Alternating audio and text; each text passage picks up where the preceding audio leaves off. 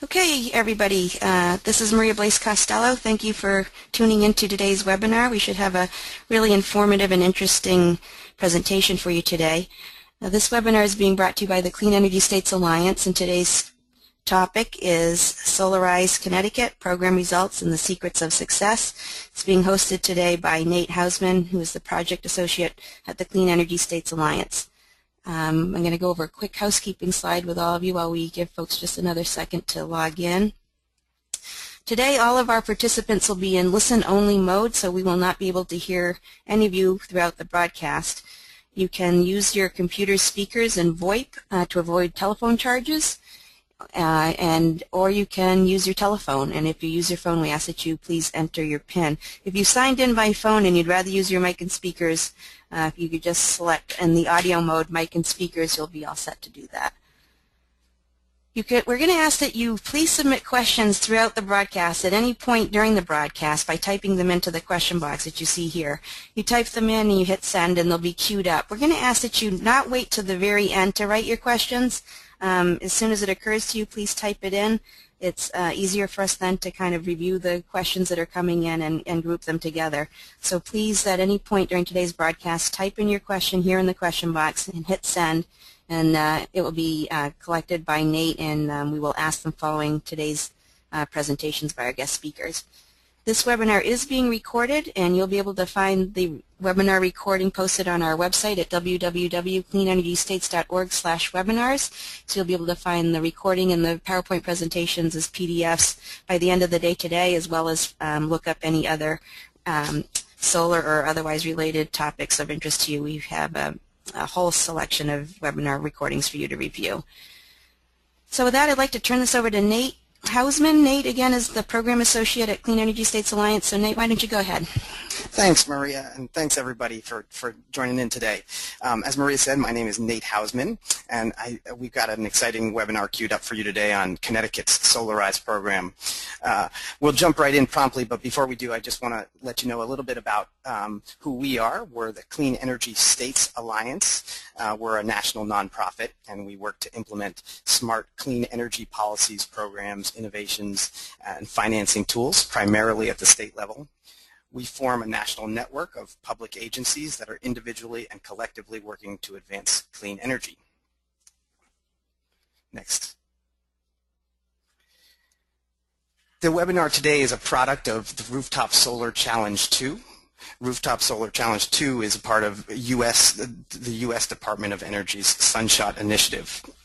Rooftop Solar Challenge 2 incentivizes regional teams to make it easier and more affordable for Americans to go solar, reducing soft or plug-in costs by streamlining permit processes, updating planning and zoning codes, and improving standards for connecting solar power to the electric grid and increasing access to financing.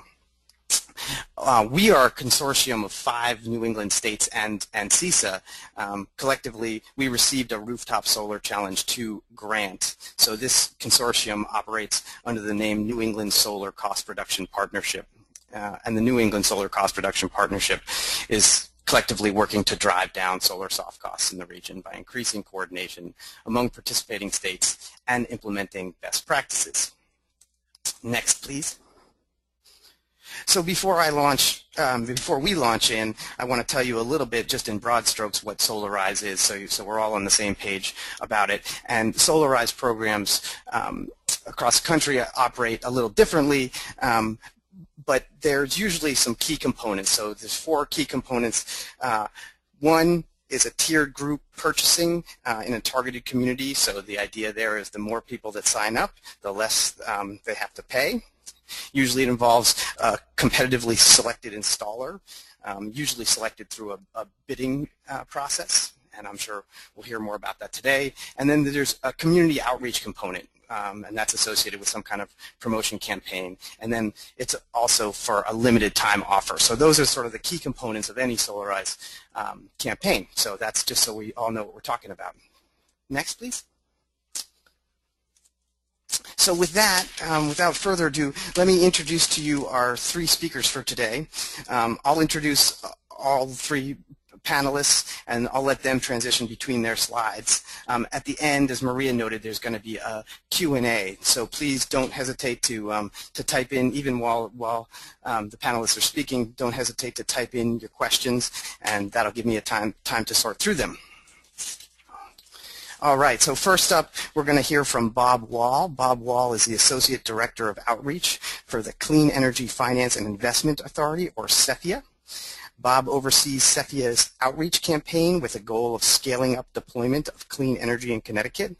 Among the initiatives he oversees are the award-winning Clean Energy Communities Program and the highly successful Solarize Connecticut program. Prior to joining the organization, Bob worked for nearly 2 decades as an attorney specializing in environmental and public health issues and a grassroots organizer and a marketing campaign director for renewable energy. He is active in many state and local organizations dedicated to sustainable energy, transportation, and food choices, and received a 2011 Clean Energy Leadership Award from People's Action for Clean Energy. Bob earned a Bachelor's of Arts from Wesleyan University and a JD degree from Fordham University School of Law. So Bob will be first, and then it'll be followed by Brian Keane. Brian Keane is president of SmartPower and author of Green is Good, Save Money, Make Money, and Help Your Community Profit from Clean Energy. He's a leading voice on clean energy, energy efficiency, and the environment. As president of SmartPower, a Washington, D.C. based marketing agency dedicated to promoting clean, renewable energy and energy efficiency, Brian has helped shape the energy debate in the United States and has brought clean energy and energy efficiency to American consumers. Hailed as madmen for an eco-conscious generation, SmartPower's award-winning marketing campaigns have engaged hundreds of thousands of people across the country, drawing credit for inspiring our nation's renewed interest in renewable energy and energy efficiency. And our last speaker for today will be Ken Gillingham. Ken Gillingham is assistant professor at Yale University in the School of Forestry and Environmental Studies. He's an energy and environmental economist with research focused on the adoption of new energy technologies, energy efficiency, and quantitative policy and program analysis. He has published widely in the energy economics and engineering literatures, including papers on the optimal solar policy in California and the factors influencing solar photovoltaic technology. He was a Fulbright Fellow in New Zealand and a Fellow for Energy and the Environment at the White House Council of Economic Advisors. He also spent 2 years at Resources for the Future, a think tank in Washington, D.C. devoted to quantitative analysis of environmental and energy policies. His PhD is in Management Science and Engineering and Economics from Stanford University, where he was involved in founding the Precourt Energy Efficiency Center. He also holds an MS in Statistics and an MS in Management Science and Engineering from Stanford University. His undergraduate was an AB in Economics and Environmental Studies from Dartmouth. So that's our 3 speakers for today. And so without further ado, I'm going to turn it over to Bob Wall. Bob? Well, thank you, Nate. And I wanted to thank CESA for the opportunity to tell our story and also for all the tremendous support and research that you've provided over the years that have helped to guide our work. Oh, I forgot to double click. Our story actually begins back in 2011 when the Connecticut General Assembly passed a sweeping energy bill that, among other things, reconstituted what was formerly known as the Connecticut Clean Energy Fund, and the new entity, as you've heard, is the Clean Energy Finance and Investment Authority, also known as CEFIA, or the Connecticut Green Bank. And the key aspect of this transition was a goal of helping to scale up the deployment of clean energy in Connecticut, which for us now included energy efficiency along with the traditional renewable energy, and to do so by moving away from grants, rebates, and other subsidies towards deploying private capital, which we could attract with our limited ratepayer funds.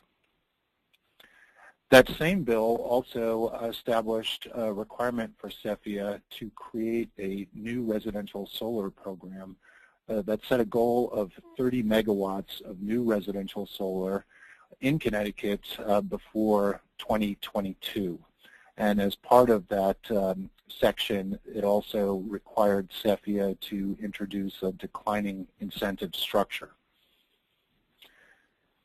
So the opportunity presented to the organization really dovetailed nicely with Solarize. We recognize that one of the goals of moving away from subsidies towards a pure financing model required us to lower the costs of solar to make it more accessible and affordable for all. And one of the key opportunities we faced was reducing the customer acquisition costs, which according to all the data we had seen on the national and local level was fairly high. So the one model that really jumped out at us was the Solarize program. And I have to express extreme gratitude to our neighbors to the north at the Massachusetts Clean Energy Center and Elizabeth Kennedy and formerly Andy Bridges, who is now with CEFIA, spent a lot of time working with us to explain their experience. They had undertaken a round just before we were considering the Solarize program and were extremely helpful, and they were also very gracious in acknowledging Portland, Oregon, which developed the inaugural program. So we had the good fortune of having a fairly successful model, but we had to look at our state and see if there were any differences or tweaks we could make, and one of the opportunities was our Clean Energy Communities program, which is now entering its second decade of existence. And what's important about this program is we had developed a widespread network within the state of municipal government that was leading by example in their support of clean energy, as well as a robust volunteer team, typically towns appointed clean energy task forces, which became our marketing agents to help us conduct our work. And we thought that they could replicate this within the specific arena of residential solar. And also, we looked to retain a marketing expert, and we're fortunate to have worked many times over the past years with SmartPower, you'll be hearing from in a little while. And they helped us to develop the Clean Energy Communities program and worked alongside us in other programs such as the Neighbor to Neighbor Energy Challenge, and had also conducted significant marketing on solar, and with CEFIA issued a groundbreaking handbook on the do's and don'ts of marketing solar. So that was a key decision. Another element that we viewed as important was to be able to introduce more financing into the equation. Essentially, this was a tale of two solar cities, I'll say, but you had the nationals on one side who typically had the ability to offer private leases or power purchase agreements. And then on the other side, we had the smaller state-based installers who didn't have the luxury in most cases of having those arrangements. Some of them did have private loans developed with banks, but CEFIA took this as an opportunity to create independent products, new loans and leases that would be available to any installer that could apply and meet the requirements, essentially to level the playing field. At the same time, we were looking at reducing other soft costs, and this hasn't been a huge part of our Solarize effort, but we did participate in the Rooftop Solar Challenge Phase 1 and collected a lot of data on permitting, interconnection, planning and zoning, and a number of the towns with whom we partnered happened to volunteer to participate in the Solarize campaign. So we've continued to build upon that, requiring towns to complete survey information on permitting in particular, and are considering making this a requirement in the future. Just want to go over the basic program timeline, if you will. The first step is to recruit towns. Initially, we had assumed that the towns would just jump out of the woodwork for such a great opportunity to get solar at a hugely discounted price, but that wasn't always the case. So we have ramped up our efforts, including conducting webinars, issuing press releases. Together with SmartPower, we created a handbook called Let's Solarize, and have used this to try to attract new towns. The towns are required to submit a proposal in response to an RFP issued by CEFIA, and then together with SmartPower, CEFIA reviews those submissions and selects the towns. We've been fortunate in most of our rounds to receive a healthy number of applications. However, in one round, we only received 5 applications and accepted all 5 towns.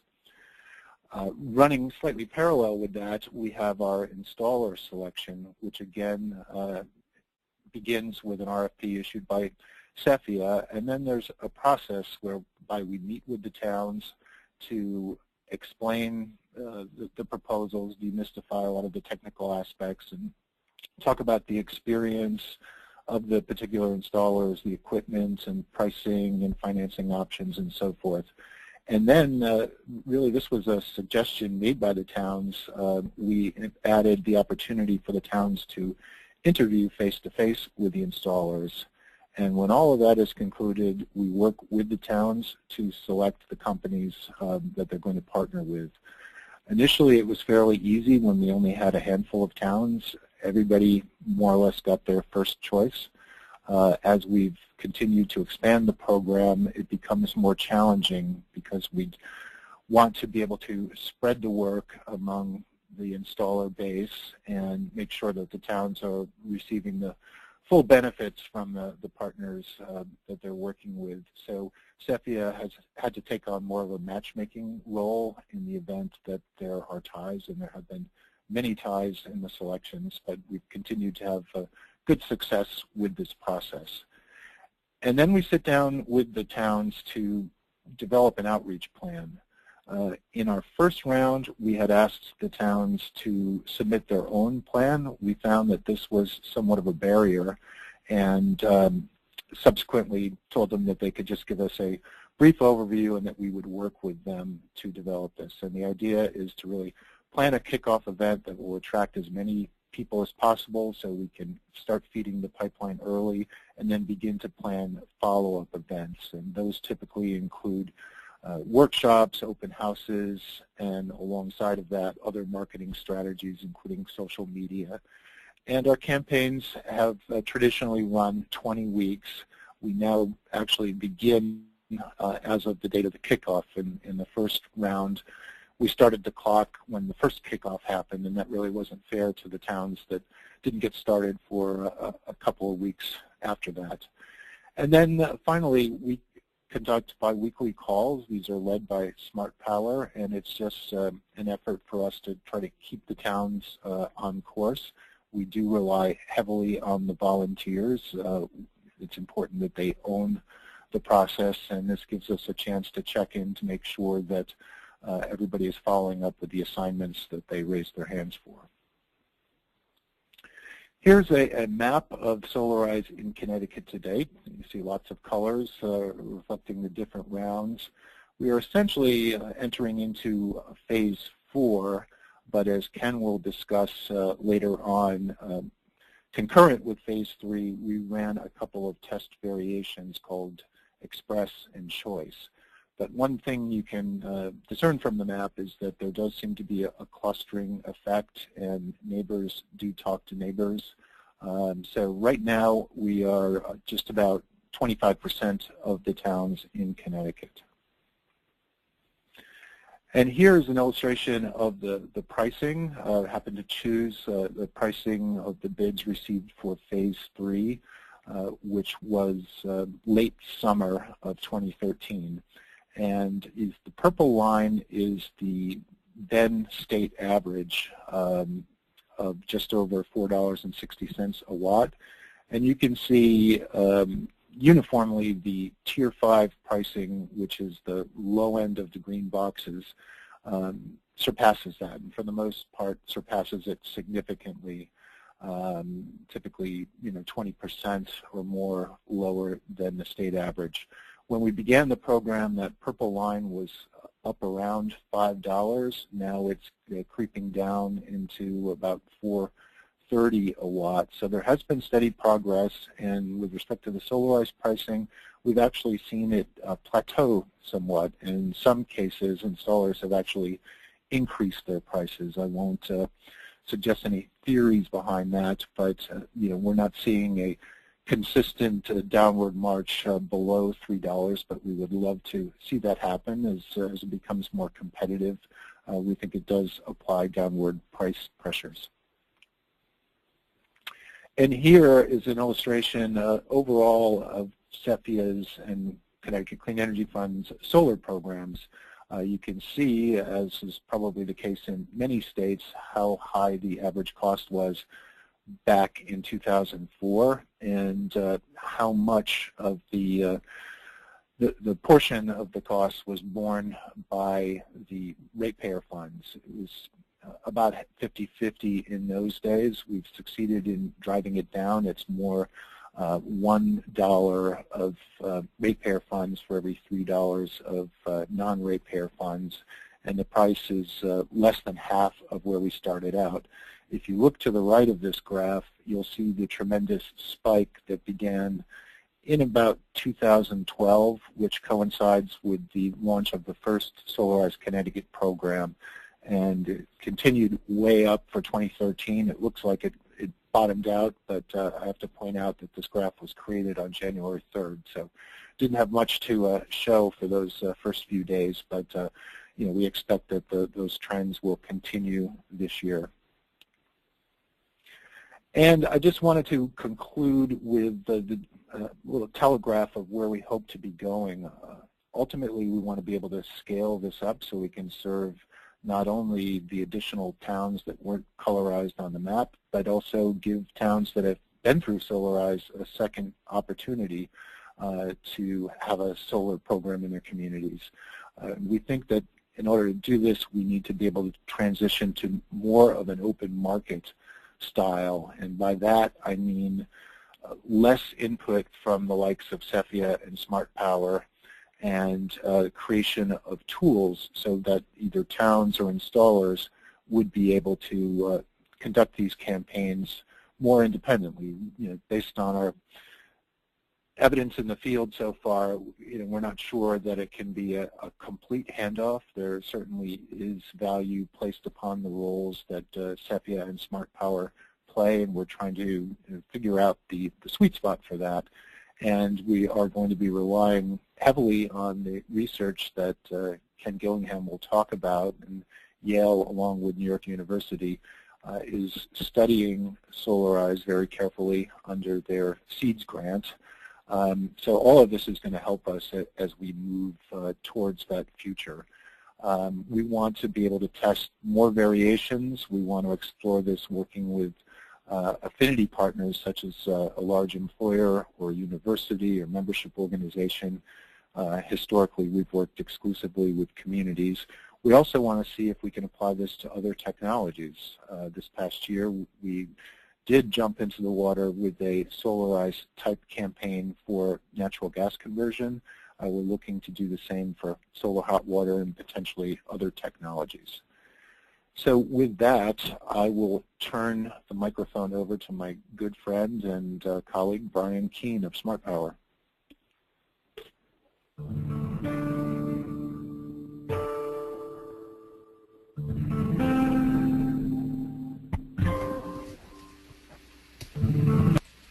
Brian, if you can hear me, we're hearing some background music and we've muted you, so I'm going to unmute you in just a minute and see how that goes. Hang on just a minute, Brian. Brian, unmute.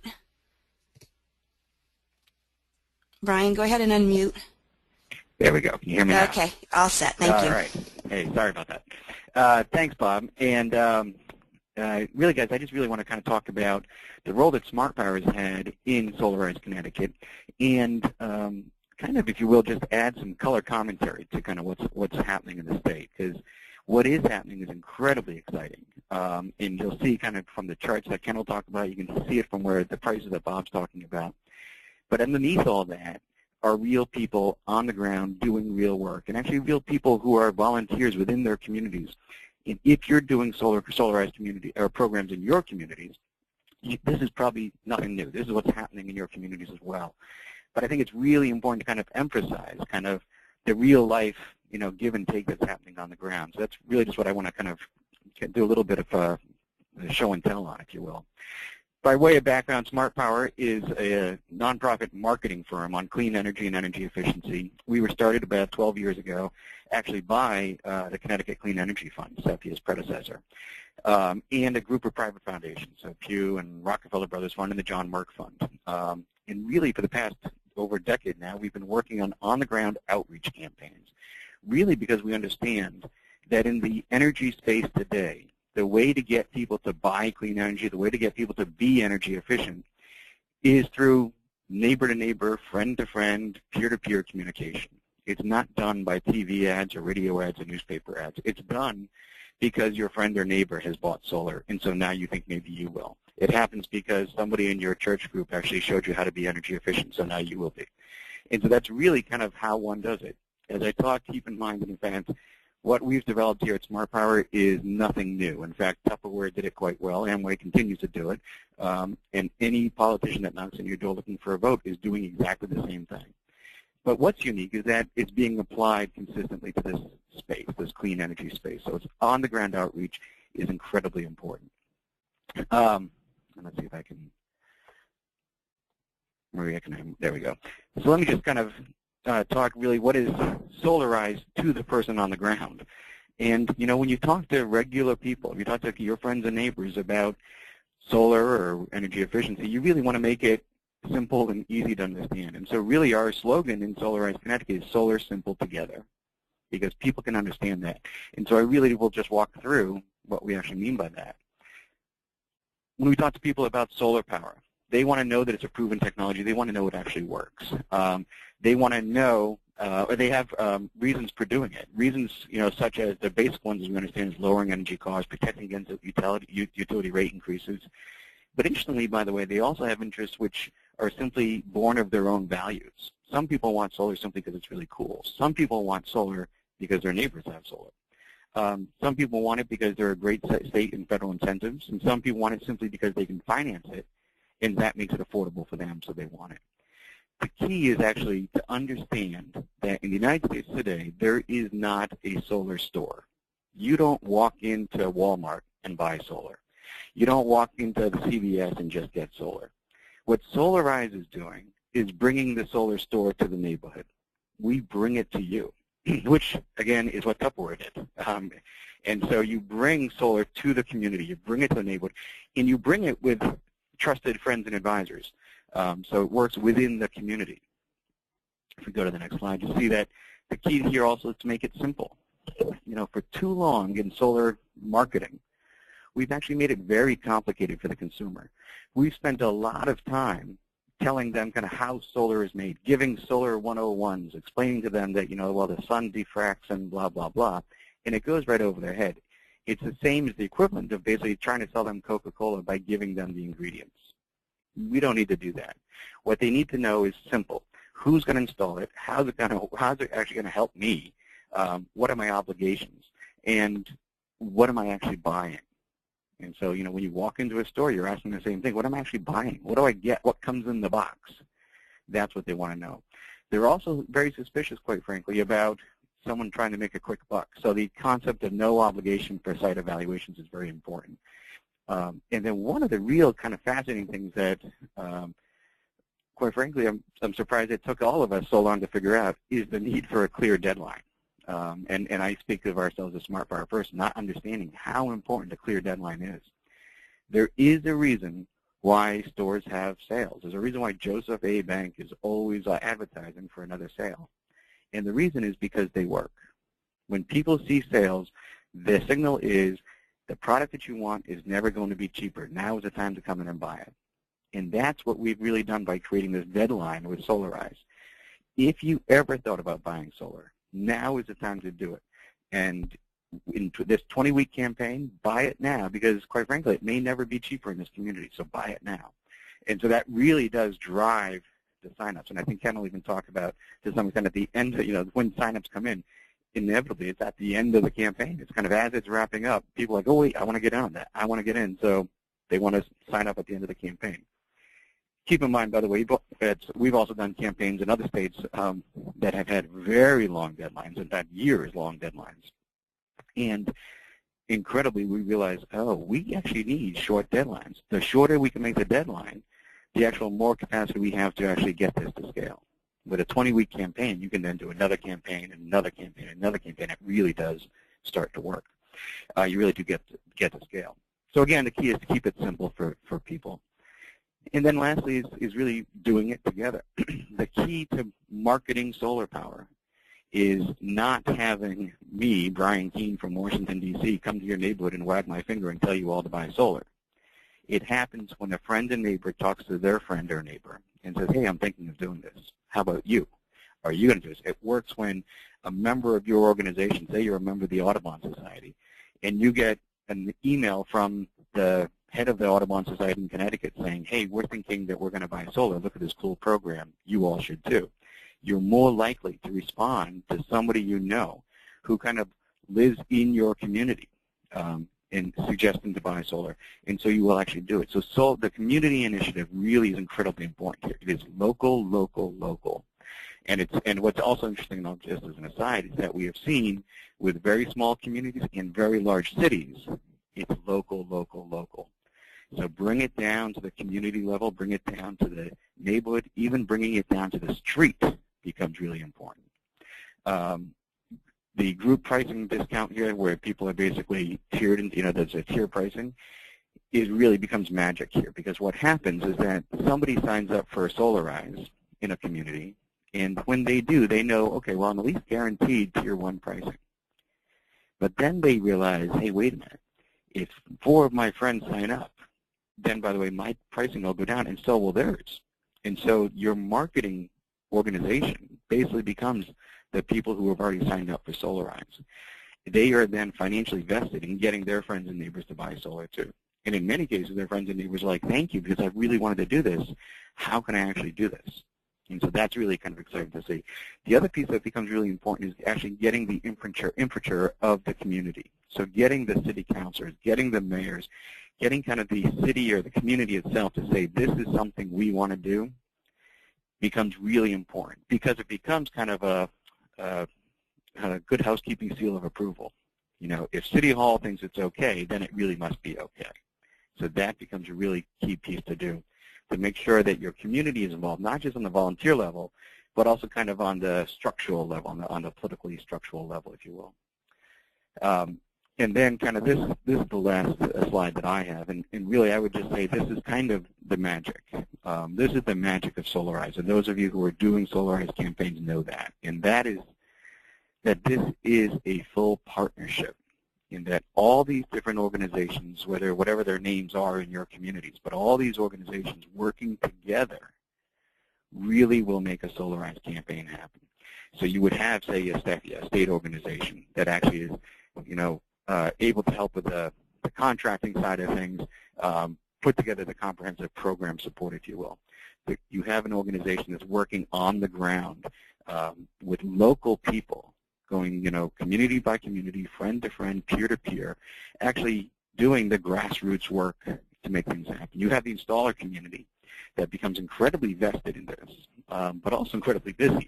And so working with them and making sure they understand the opportunities and the challenges that exist for them, making sure that they are, responding to the customers when they call, because quite frankly, if the installer falls down on the job, the whole program can be hurt.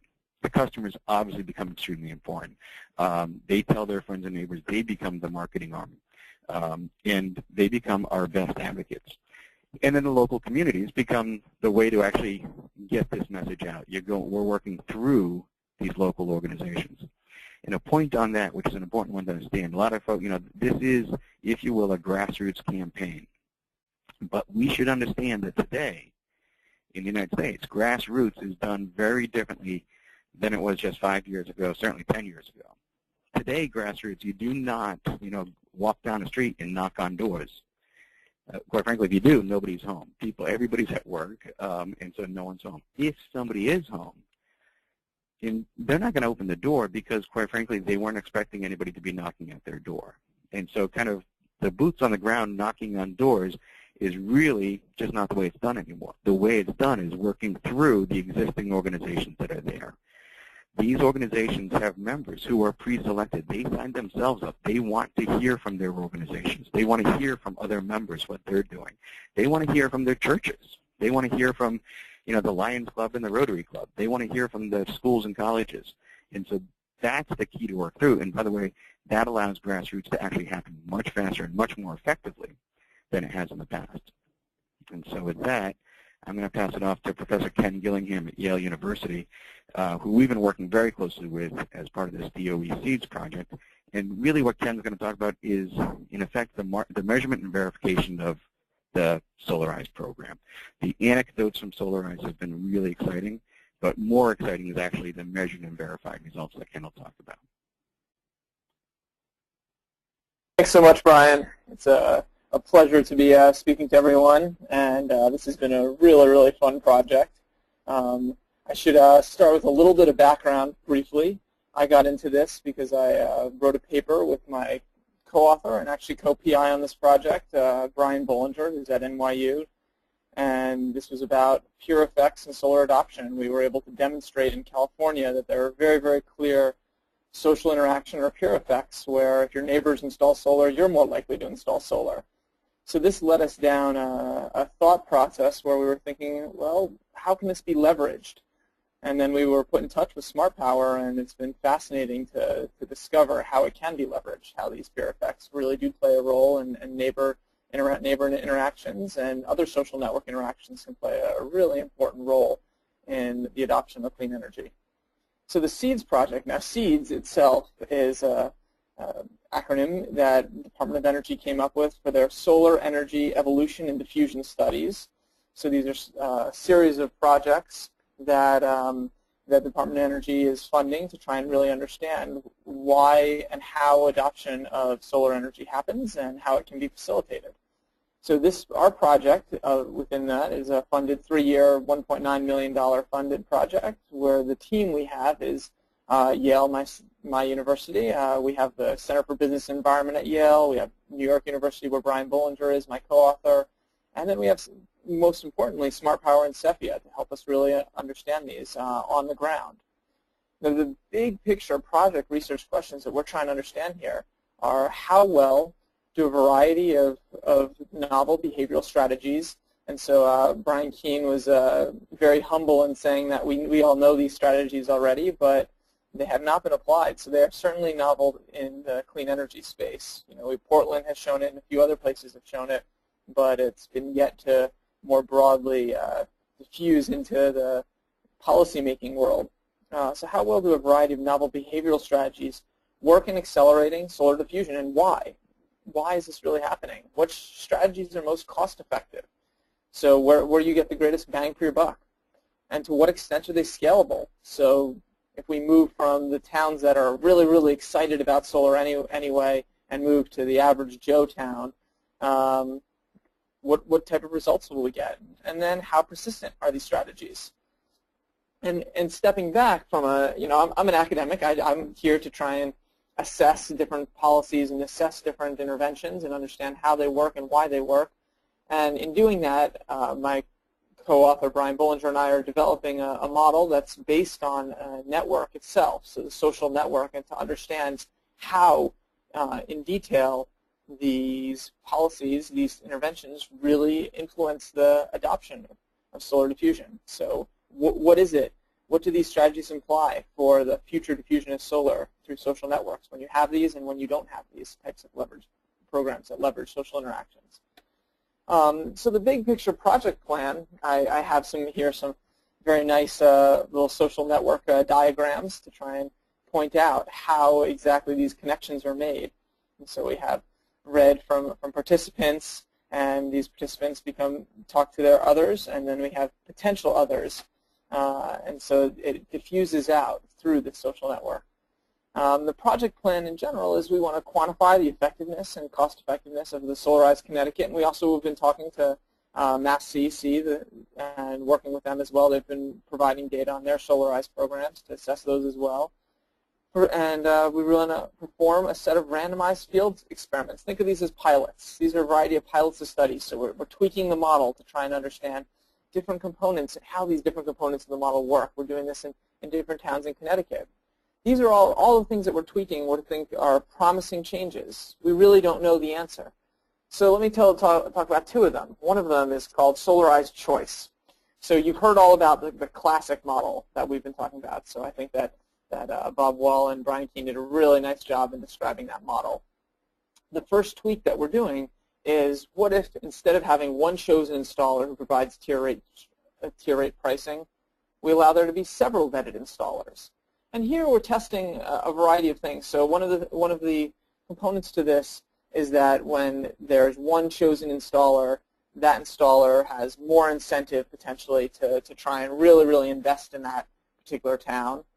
But on the other hand, once they've chosen their pricing, there's no real competitive motivation. All the competitive motivation to lower pricing is at the very beginning, is when they submit their RFP and submit their bid. But afterwards, there's no pricing competition at all. So there are two forces working there. And some towns themselves were uncomfortable with choosing one particular installer. So from that perspective, it's also interesting to know whether we could do a model where you have, say, 2 to 3 installers. So Solarize Choice is this very model. It allows us to look at what if you have 2 to 3 installers, and you run your campaigns with all the other wonderful features of the campaigns, with social media, with working with town leaders, with going to farmers markets, all of these nice elements that really make this work, but you allow there to be some additional competition between the different installers in the town. That's one model that we looked at. Another that we looked at is Solarize Express. So Brian Keane talked about how this limit and time limit makes Solarize feel like a sale to many people, so that it's a short-term time frame and that we really want to understand. So during this short time frame, people were really interested in Solarize, and at the very end, you'll see in my next slides that people really tend to adopt right at the very end, because they're worried about this running out. If this is the case, perhaps we can actually improve the cost effectiveness of Solarize by reducing the time frame. And here there's a trade-off. If we reduce it too much, there's not enough time to build the word of mouth that you need in order to make Solarize work. But at the same time, it takes fewer resources to bring about Solarize. So we have this combination of two things going on there. So what we did is, instead of doing 20 weeks, we tried 13 weeks. So we cut the length of time. And that was what we're assessing as well. So we're testing to see whether we can achieve quite a few installations, as well as whether it's more cost effective. Moving forward, so the Solarize Choice and Express rounds are wrapping up, as I'll talk about, but we're also looking at this idea of selecting towns. So randomly selecting towns across Connecticut to try and find out whether or not it's the towns that are most interested that are going to give us great results, or whether we're going to get great results regardless of where we go. And so this is really an interesting way to look at things, because it'll tell us if we scale up Solarize far beyond the towns that are most excited about it into towns, can any town get excited about it? And interestingly, we're finding that yes, that so far we've already gotten other towns on board. We're going to find out next fall whether or not by the end of the summer or next fall whether or not we actually see that the number of installations we can get in these select towns is also very high. We also are interested in number 3 here, is the persistence of these strategies. By persistence, what I mean is you have a lot of adoptions occurring during the Solarize program, but what happens afterwards?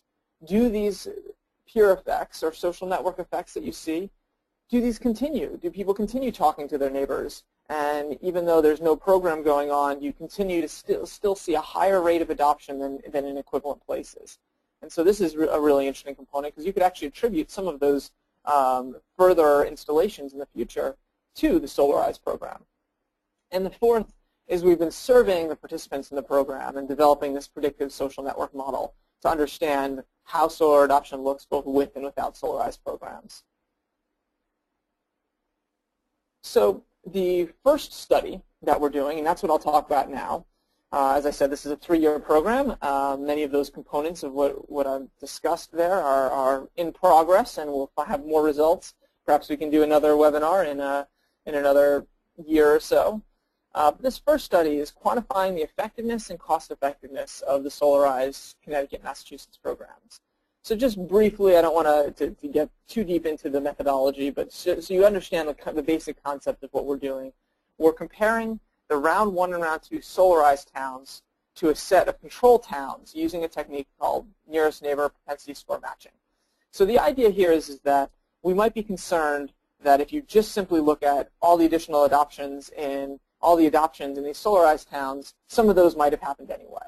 But by comparing Solarize towns to other towns that are very, very similar to them and that had pre-existing trends that looked just like the Solarize towns, we can really confidently say that these are additional installations. So again, the idea is simple. We'll use the demographics of the Solarize towns to find very similar towns that did not have a Solarize program. And we can also compare the Solarize towns to towns that applied but didn't receive Solarize in those rounds, because as Bob had mentioned earlier, we had very healthy responses to the town RFPs. So there'd be some towns that didn't end up getting the Solarize program who were very interested, and clearly very interested. And we can also compare the Solarize towns to all Connecticut clean energy communities. And actually, remarkably, the results turn out to be very, very comparable, regardless of which of those methodologies we use. So let's talk about some results now. This is one of our favorite graphs. What we see here is from the date of solar contract approval is on the x-axis, and the total solar contract signed is on the y-axis. So the first area you see here is the first gray area is the Solarize Phase 1, so September 2012 to January 2013. And the next gray area is Solarize Phase 2. So we have here the Phase 1 towns, and you can look at the Phase 1 towns all along, and they're pretty comparable to the Phase 2 towns. They're pretty typical of most Connecticut towns. And then as soon as we start hitting, you see this very quick inflection point, and just remarkable change in the number of solar installations, and especially right near the end, as you can see here, they're just huge, huge jumps. And then after that, it levels off a little bit, although still increases. And so that's the persistence that we're interested in. So for Phase 2 solar towns, we see something similar. You know, relatively flat even during the Phase 1 period, and then afterwards, during the Phase 2 period, these towns really, really jump up. So this already just graphically can quickly show you what's really going on here. And these come out beautifully in our numbers. I love it when you have experiments or condition situations where you can run an analysis and get such nice estimates at the end. So our results from studying our study of Solarize Connecticut rounds 1 and 2 is that participating in Solarize Connecticut increases installations by about 0.5 installations per block group. So what we did is we did this all at the census block group level, and that allowed us to control for a variety of differences in demographics and other things that could really make a difference. So per block group per month. And then about 0.6 in round 1 and 0.5 in round 2, so very comparable in our Solarize round 1 and round 2. And what this maps to in terms of a figure that you can understand is roughly 44 additional installations per town over the Solarize period. So that's really what we're talking about here. And these results are quite robust. And the Solarize Connecticut appears to continue to boost solar growth after the campaign ends. So we have seen some early evidence of persistence. Now, obviously, we can't finish our analysis of persistence yet because we haven't had the time. But as additional data comes in over time, and it's been wonderful working with CEFIA, and it's been wonderful doing this project with SmartPower, we can really understand that. And one thing to really mention is that SmartPower has been doing a great job with working with us in understanding, bringing all the metrics, all the details. We know the dates that everything has happened. So we'll know when news articles come out about Solarize. All of this is compiled. So what we can do is we can then match that up with, and this hasn't been completely done yet, but we've started doing this, is matching this up with when you see those inflection points really happening to try and understand that even better. What are the real factors that are driving the success of these campaigns? Hey, Ken, sorry to interrupt. I just want to give you a time check here. You probably should wrap up in about 5 minutes. And participants on the webinar, we're going to probably spill over the hour a little bit to be able to have enough time to answer some of your questions that you're typing in. So please continue to enter in your questions. We're probably going to go 5 to 10 minutes over the hour just to give everybody a warning. And Ken, you should try to wrap up in about 5 minutes. Thanks. This is perfect. Great. So I should also mention that there was an installer-driven Connecticut Solar Challenge. So this is not CEFIA didn't work with them, SmartPower didn't work with them. They just tried to copy. They had done an original Solarize, and they tried to copy the Solarize and did it on their own. And so they did their own marketing strategy, their own marketing campaign, and that also increased installations, but was not nearly as successful as the Solarize program. So we were able to analyze that as well. So just to show that this is not simply Connecticut, we also see similar results in Massachusetts. This was the Massachusetts round 1. And what we see here, the darker gray area is the Solarize 2011 period. In Massachusetts, we didn't have the date as clear as in the Connecticut data. So we were able to attribute the area in this lighter gray area also to the program. So this is when the final kind of contracts came in that were signed during the Solarize period. So it came into the Massachusetts database that we have. But again, you see kind of a low level of adoption, and then we see this very, very steep curve. Now, much steeper in the town of Harvard than in Winchester or Hatfield and others, but you still see this curve throughout. And then actually we see a higher rate of adoption as well, particularly in Winchester. So that's interesting. Another component to this is why, what's going on? And I think Brian Keane did a wonderful job in really explaining some of the details on the ground, what's causing it. We can also see here, by surveying people, what was really important in their decisions. Things like installer manufacturer websites were somewhat important, but when we look at things, town information events were extremely important for some. Friend or neighbor's recommendation were either extremely or very important. Recommendation to someone you interact with in the town is one of the things that was extremely important. Connecticut Solar Ambassadors as well. So these were people who were really excited about solar and are volunteering their time to tell others about solar. And then even seeing solar in another home or business. This is really what emphasizes how important these social interactions are in making these campaigns work. So I want to finish up with this cost-effective analysis. I want to talk about how what we did then is we analyzed the fact that in the non-Solarize average cost per watt at the beginning of Solarize round 1 was $468. The Solarize average cost per watt during the time of Solarize is $378, which meant an average savings per customer on average of $9,000, or $1.9 million in cost savings to solar adoptions. And that's not even including some spillovers. There's some evidence of spillovers as well, where towns around were given the same low pricing. Now, the cost of running round 1 was $100K CEFIA put in from ratepayer funds and $100K foundation funds. So total funding per installation was $724 compared to the $9,000 that is the average savings per customer. Now, if you assume that the carbon intensity stays the same going forward in Connecticut, and Connecticut's has a relatively low carbon intensity, the tons of CO2 avoided over the lifetime of the installs would be about 26,000 tons of CO2, and the total funding per dollars per ton of CO2 saved turns out to be $750. So that's actually quite low. So I was impressed when I came out with this number. So besides building community and employing contractors, and it's an impressively inexpensive way to reduce CO2 emissions. Just to finish with next steps, our current round with Solarize Choice and Express and Classic is wrapping up.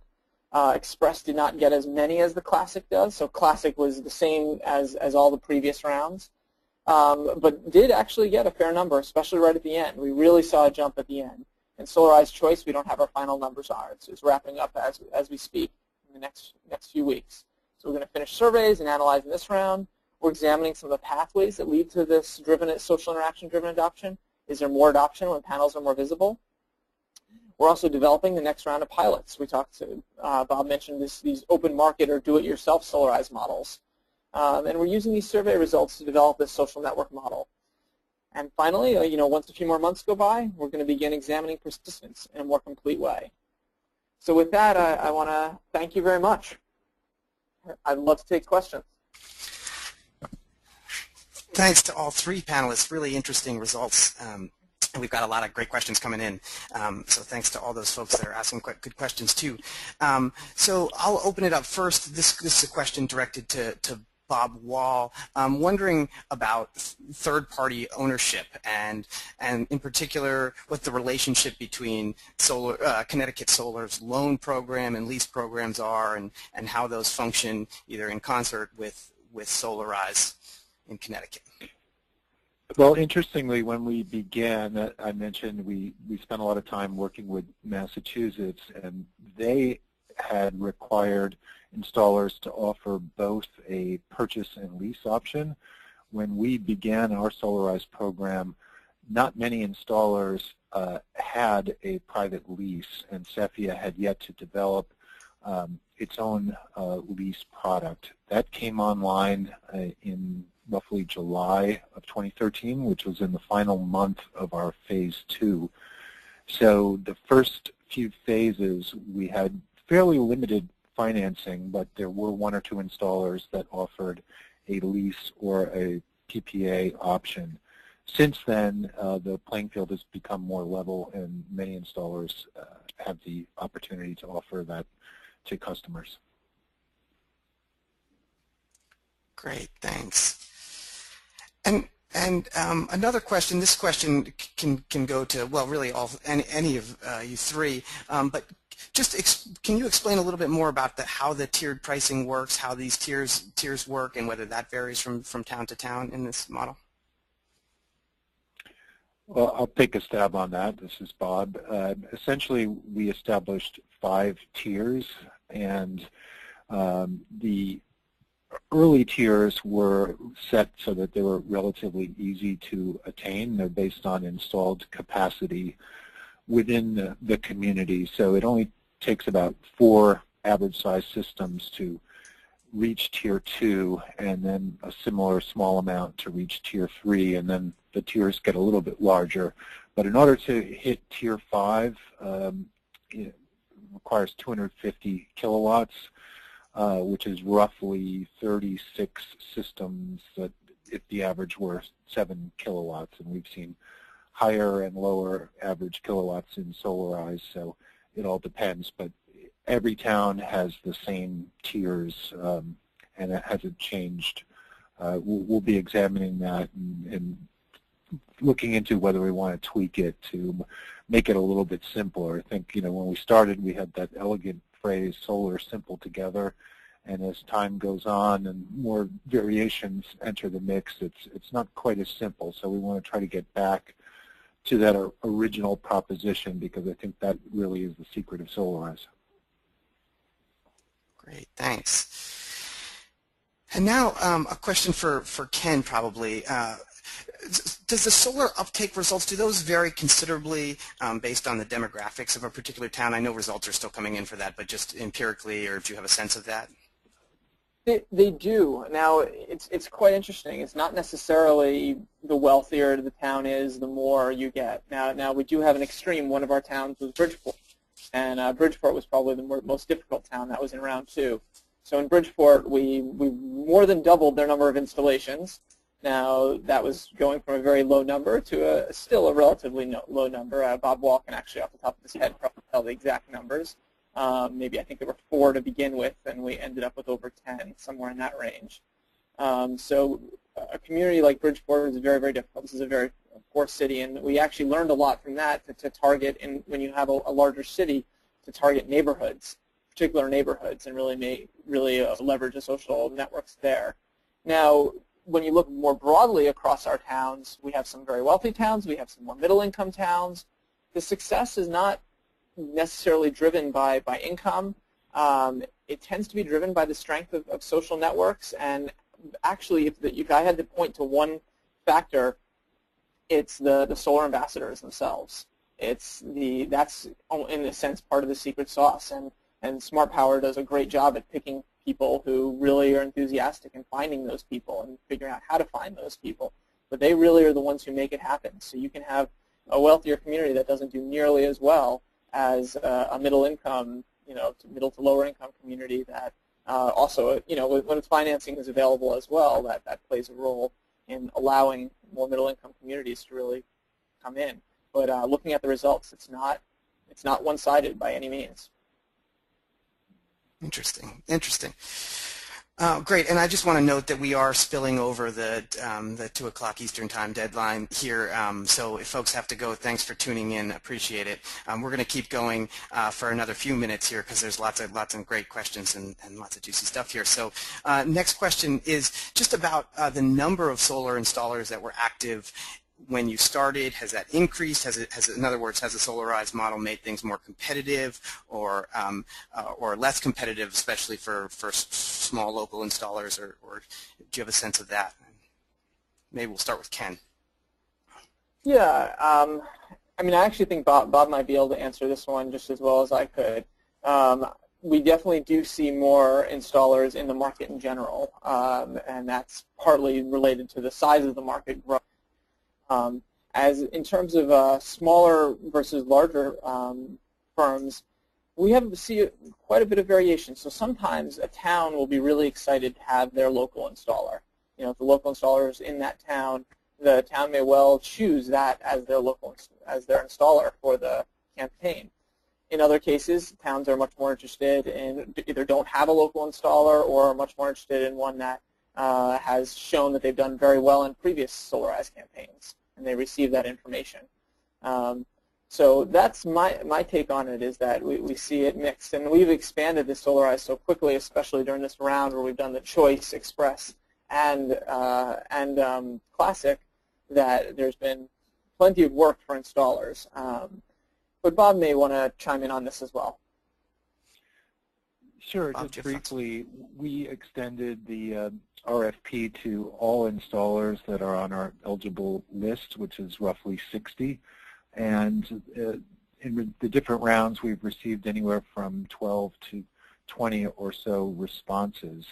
We tend to see a lot of the larger Connecticut-based installers, as well as a couple of national installers that have a strong presence here, coming back again and again, being selected by the towns.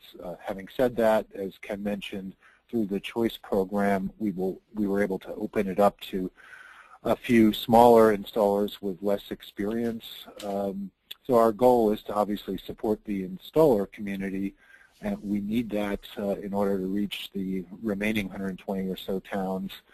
But it's often a challenge if an installer has 10 or fewer systems installed over their entire existence. Towns have to think long and hard whether, when they're expecting to achieve 50 to 100 installations over a 20-week period, that small installer will have the capacity to handle it. Great, thanks. Another question is about local utilities and municipal utilities and considerations working with those. How many municipal electric utilities are participating in these kinds of programs? I guess it's a question for Bob. Yeah, sure. There are two leading electrical utilities in our state, CLNP and UI. And we've been able to work very well with them. One of our program requirements is that in order to receive CEFIA incentives, the customer has to go through a home energy audit. So that's one area where there's been a good partnership. And in this latest round, we actually had the opportunity to work with a town that was served partially by one of the leading utilities and partially by a municipal utility. And we were able to bring them on board. That was the first time we had involved a municipal utility. So there haven't been any significant issues to date. Gotcha.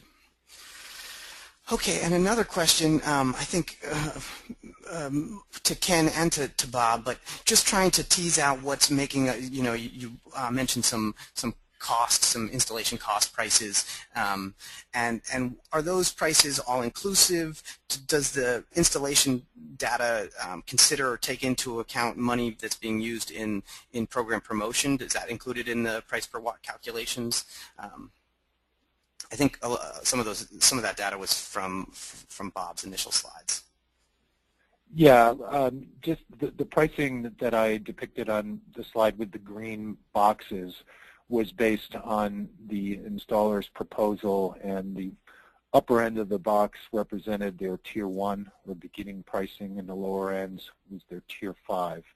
The pricing is for a basic system, which they are required to state in their proposals, but many times, and typically they offer alternatives. So if a customer wants a high-efficiency panel or a U.S.-made panel or a microinverter, the installers are allowed to charge adders, so that ultimately the final price is higher than what they quote as their Tier 5 price, assuming they reach Tier 5. We've also seen some instances where it can be lower because the installers also offer incentives to early adopters or referral fees. But to the second part of your question, those prices do not include the program costs. The reports, I believe the Let's Solarize report gets into this, but CEFIA has also done reports to our board of directors, and we do an analysis of the direct program costs as well as indirect costs, such as our staff time or the installer's own marketing costs, to determine the actual customer acquisition costs. Yeah, this is Ken. The numbers that I was showing actually in the second to last slide were the consumer costs in the beginning, and then those were compared to the cost of the 100K put in by CEFIA and ratepayer funds, as well as the 100K put in by foundations. So those estimates did not include the marketing costs. Interesting. Another question that has to do with, I guess, the promotion costs, and maybe Brian's best situated to answer that, is how critical is that piece as the promotion, or can it be done on a grassroots level? Bob mentioned that that's sort of one of the directions CEFIA seems to be headed. Do you think the promotion campaign at the state level is an essential ingredient, or can some of these group purchasing models happen on a more neighbor-to-neighbor, block-to-block basis? And will that be successful? So maybe Brian can start. Yeah. So yeah, I mean, and Ken could also back that up too. I think interesting in Connecticut specifically, we see there's I think it's the Connecticut Solar Challenge that private company is running itself, and their numbers as a Solarize effort are going up, and so it does kind of work. Now the interesting thing is they're not going up as strongly as the numbers are for the actual Solarize Connecticut program. So I think kind of at the end of the day, the answer is yes, it certainly can be done. But really what you'll want to do is try to create a program that has all those key components. My last slide was that circle of organizations or entities. And if you bring them all together, you will actually be able to create a Solarize program that really pops these numbers like we're seeing. Bob, I don't know if you want to jump in or Ken. Yeah, I mean, I think that's true. You could certainly turn things over to the town, and there are a lot of creative people out there. We think that there is some value in having a clear brand recognition, if you will, of the Solarize Connecticut. One of the responses that we've received from participants is that they really do value the fact that this is a state-sponsored program, so it gives greater credibility to an effort where there's a single installer approaching residents of a town, and the fact that it's supported by their own municipal government. But I think having that consistent marketing and messaging that SmartPower has been able to develop and deliver has really enhanced the results of the program. And Nate, this is Brian. Sorry, can I just jump in again? Nate, this is Brian again. I just want to say that one of the things I think we've also seen, though, is that there initially can be a lot of enthusiasm from a city or town, and they're like, yeah, this is great, we're all in. And then very quickly they kind of realize that they also have full-time day jobs beyond this. And so, unfortunately, if there's not someone at the city or the town who's kind of able to focus all their attention, it will go by the by. So it's really helpful to kind of have these outside groups jumping in and having that be their focus. Yeah, this is Ken. I think I just want to reiterate some of the things that were said before and add a little bit more. is yes, we were able to analyze the Connecticut Solar Challenge. It was about half as effective. Obviously, I don't know the cost effectiveness numbers because we don't know how much the particular installer put in towards marketing. The results were also less consistent. The results for the Solarize program are remarkably consistent, and the results from this Connecticut Solar Challenge are not nearly as consistent. So I think that speaks to the ability of these third parties to come in at times when people start to lose interest, and when you know it's a vetted third party and you trust them, that's a little easier to keep people excited and involved potentially than when it's the installer themselves. Thanks. Well, we're at 10 minutes overtime right now.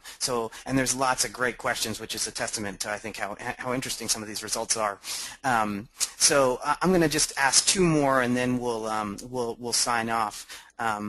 But if you have additional questions that you want to fire at some of these speakers, as you can see, their contact information, their emails are listed. But for right now, one other question has to do with the can you put a number on the percentage of folks who actually install solar versus the ones who sign up for an initial assessment? And does this vary between the controls and the Solarize model? I guess I'm not sure who would be best situated to take a stab at that. Anybody can have it. The actual numbers, we have the number of leads that expressed interest. Now, some of those leads obviously didn't even have the site visit, so I can't say that. But of the people who expressed interest versus the people who actually installed, maybe you're talking about a quarter, roughly, maybe a little less than that.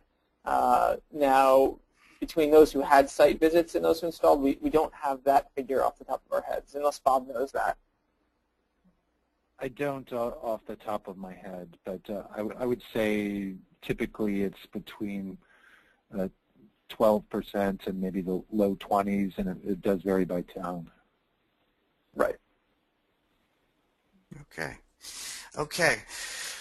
Well, a last question has to do with measuring sort of the success of the Solarize model, not just in terms of number of installations, but has the Solarize model been successful in or influential in impacting policy, either at the municipal level in terms of permitting structures or other incentives at the state level? Has it been impactful in that way? And probably Bob is the best person to answer that first. I think it's too early to tell, but we're definitely seeing a trend. Some of the past participants have adopted improved permitting practices. As mentioned, through our work on the Rooftop Solar Challenge, we've developed a permitting guide which will be issued statewide in the very near future, and we're hoping that towns will be able to use that, and it may in fact be a requirement going forward that they adopt at least some of the suggested measures. All right. Well, thank you all. Many thanks to Brian, Bob, and Ken, and thanks for tuning in to this webinar. Does anybody have any final thoughts before we sign off here? Okay, Nate, this is Brian. If I could just make one last. Sure. And that is kind of relevant to the last two questions too. What we've seen is that fully 20% of the people signing up for Solarize had, quote, never considered solar before. And so when you talk about kind of breaking through to policy and stuff, I think what we're seeing is we're breaking through to a new market. And so this isn't just the low-hanging fruit, but it's actually that next tier of the consumer that we really need in order to make this in order to break the tipping point, if you will. So it's something to keep in mind. The ancillary benefits here are really exciting. Well, that's a terrific note to finish on. Yeah, thanks again to all three of you. Maria, do you have any concluding thoughts? No, I guess we're good. Again, if you would like to forward questions that weren't answered to our guest panelists, feel free to do that. These slides and the recording will be up on our website. At the bottom of the screen there you'll see http www.cleanenergystates.org under webinars, and also under projects there is an easy drop-down list that you can sign up to get future updates on upcoming solar webinars as well as on other topics. So please check us out on the web. I guess that's going to be it with this. I'm going to conclude the webinar. Thanks again to our guest speakers, Bob Wall, Brian Keane, and Ken Gillingham, and thank you, Nate, for hosting.